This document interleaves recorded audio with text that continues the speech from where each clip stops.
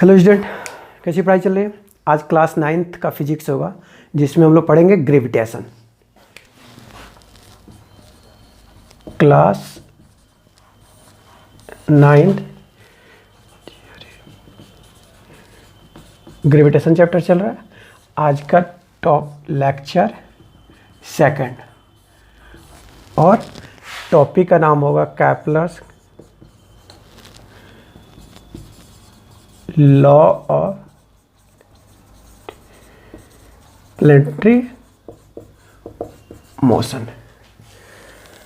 Kepler's law of planetary motion, जैसे हम लोग पढ़ते थे न्यूटन्स लॉ ऑफ मोशन, वैसे ही पढ़ेंगे Kepler's law of planetary motion. 16वीं शताब्दी में 16वीं ईस्वी में कैप्लर्स ने प्लेनेट के अगेंस्ट कुछ रूल बताए थे। इनका पूरा नाम था जोहान्स कैप्लर। 16वीं शताब्दी में उन्होंने बताया था कि जितने भी प्लैनेट्स होंगे, जितने भी सैटेलाइट होंगे, उस सन के अराउंड इलेप्टिकल पाथ में मूव करेंगे। इस कंडीशन में जो फोकस होगा, ठीक है, वो सन या तो फर्स्ट फोकस पे होगा या सन सेकंड फोकस पे होगा। ठीक है, सेकंड लॉ में बताए थे कि सन के नज़दीक जो भी वो प्लैनेट्स होंगे, वो जैसे जैसे सन से दूर जाएंगे, वो दोनों का जो एरिया होगा सेम टाइम में वो आपस में इक्वल होगा। और थर्ड बताए थे कि जो मेन डिस्टेंस होगा, क्यूब ऑफ मेन डिस्टेंस होगा, वो डायरेक्टली प्रोपोर्शनल होगा स्क्वायर ऑफ टाइम के। ठीक है, तो पहला लॉ हम लोग देखते हैं, लिखेंगे कैप्लर्स प्लैनेटरी ऑफ मोशन। इन्होंने दिया था, पहले लिखेंगे Kepler's establish 3 law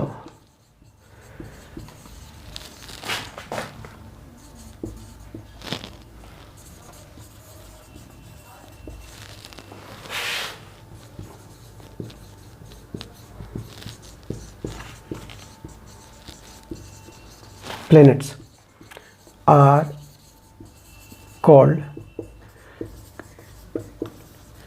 Kepler's law of planetary motion। Kepler जो थे 3 लॉ दिए थे क्या मोशन के अगेंस्ट। कितने लॉ दिए थे? 3 लॉ दिए थे, और उसी 3 लॉ को हम लोग बोलेंगे Kepler's law of planetary motion. ठीक है, अब पहला लॉ क्या था ये हम लोग देखेंगे। इसको मिटा अब लिख लीजिए, पहला लॉ क्या था? Kepler's establish 3 law which government the motion of planets are called Kepler's law of planetary motion. यानी कि कैप्लर जो थे 3 लॉ दिए थे मोशन किसके अगेंस्ट दिए थे? प्लैनेट्स के अगेंस्ट। इसी लॉ को हम लोग बोल रहे हैं Kepler's law of planetary motion. ठीक है, अब फर्स्ट लॉ ऑफ देखेंगे Kepler's first law of motion.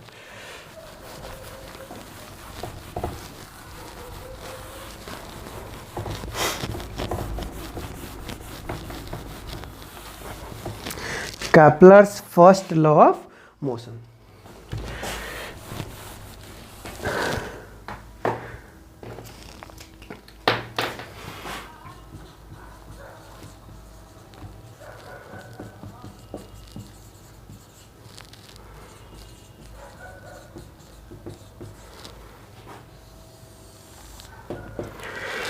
According to this law,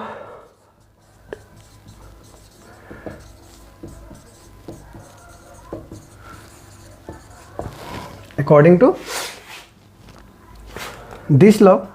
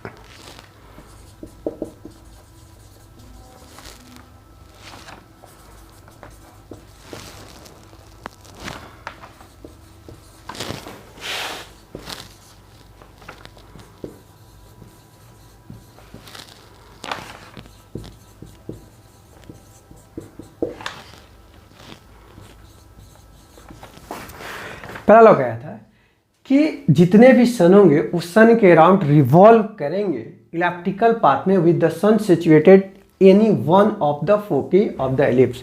मतलब जो सन होगा इलिप्स के किसी एक फोकस पे एस्टैब्लिश होगा। फोकी मतलब एक से अधिक फोकस। मान लीजिए ये आपका ऑर्बिटल पार्ट हो गया, यहाँ पे आपका सन हुआ,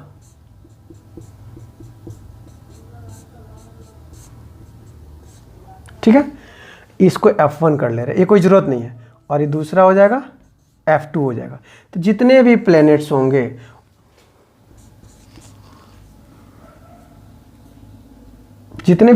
होंगे वो सन के अराउंड इलेप्टिकल पाथ में मूव करेंगे। देखिए इलेप्टिकल पाथ में मूव कर रहे हैं, जितने भी सन वो सन के इलेप्टिकल पाथ में, अंडाकार पाथ में मूव करेंगे। That is first Kepler's first law of motion कि जो भी प्लैनेट्स होंगे वो सन के अराउंड इलेप्टिकल पाथ में मूव करेंगे। देखिए या तो सन यहाँ रहेगा या फिर सन यहाँ। अभी जैसे जैसे धीरे धीरे आगे बढ़ेगा अब सन इस जगह पे हो जाएगा, इसकी जगह पे रेडियस धीरे धीरे क्या हो, दूर जाएगा तो कम हो।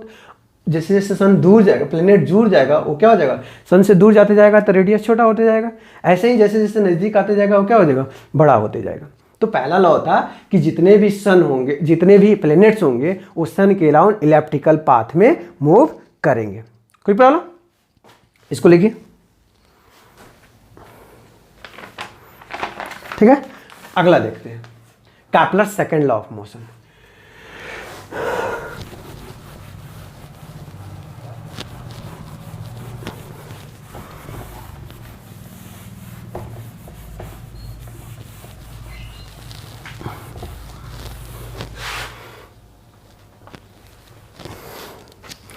आप लिखेंगे Kepler's second law of motion.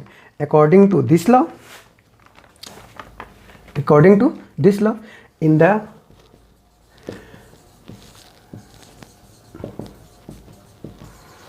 Elliptical orbit, जो भी इलेप्टिकल ऑर्बिट होगा of the planet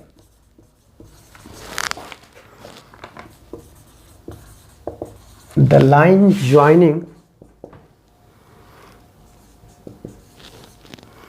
the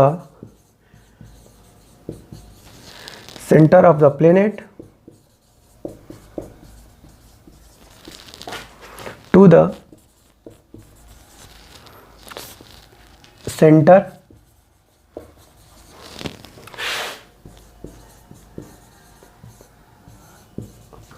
of the sun sweeps equal area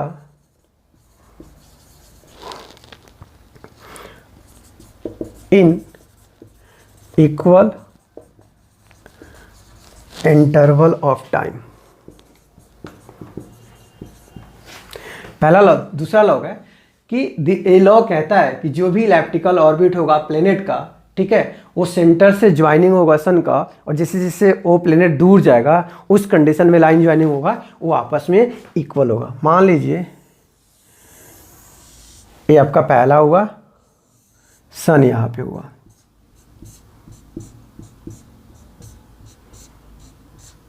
ठीक है, ये F1 हुआ, और यहाँ पे एक आ गया F2। पहले प्लेनेट यहाँ था, फ्यू टाइम में प्लेनेट यहाँ आ गया, ठीक है, फ्यू टाइम में प्लेनेट यहाँ आ गया, तो यहाँ से जो दूरी होगा, और फिर वो कुछ टाइम में प्लेनेट यहाँ से प्लेनेट यहाँ आ गया। तो इस कंडीशन में जो एरियाज होगा, ठीक है, ये जो एरिया होगा वो एरिया आपस में क्या होगा, इक्वल होगा। दोनों एरिया आपस में क्या हो जाएगा, इक्वल हो जाएगा। ये दोनों एरिया आपस में इक्वल हो जाएगा। मतलब इलेप्टिकल पाथ में मान लीजिए कि फर्स्ट पोजीशन पे था, फ्यू सेकंड में सेकंड पोजीशन पे आएगा, धीरे धीरे वो आगे बढ़ते गया, अगला जब सेंटर के नज़दीक गया तो दोनों टाइम में, तो अगर 5 सेकंड में यहाँ से यहाँ आया और फिर 5 सेकंड में यहाँ से आया तो दोनों एरियाज आपस में क्या हो जाएंगे, इक्वल्स होंगे। ठीक है, लिखिए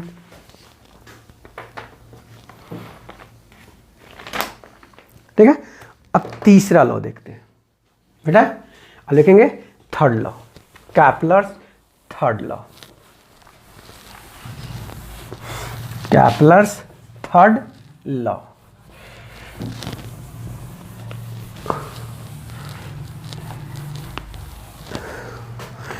कैपलर्स थर्ड लॉ, ठीक है। अब यहाँ हम कर देंगे थर्ड लॉ, आपको लिखना होगा third law.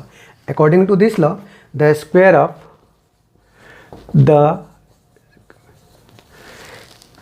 Of time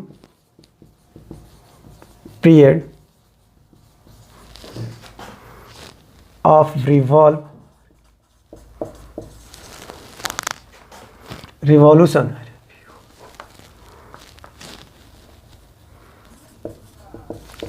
revolution of planet around the sun is directly proportional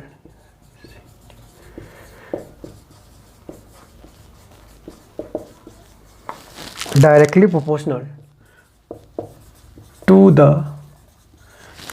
cube of semi-major axis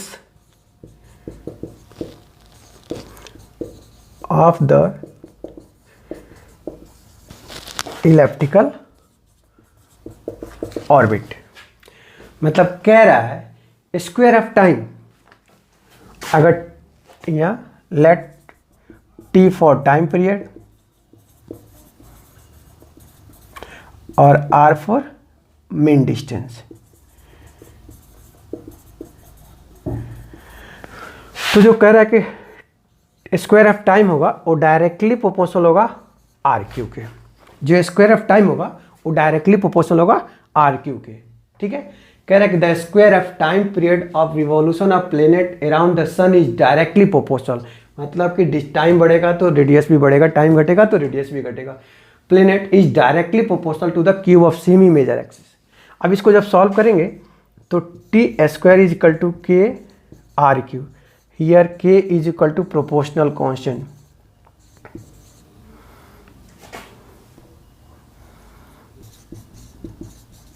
proportional constant, या T square by R cube is equal to K is equal to constant.